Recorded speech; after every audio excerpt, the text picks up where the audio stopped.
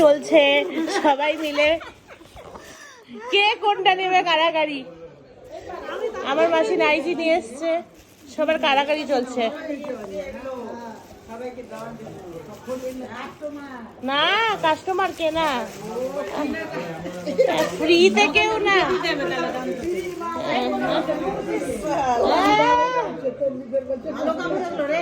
বলে দিলাম ফ্রি না, এত বলবো না। টেনশন কারণ জীবনে যাতে না থাকে। কোনটা ভালো লাগছে? এখানে দিদার ইসে সবার শপিং চলছে, শপিং। বাহ,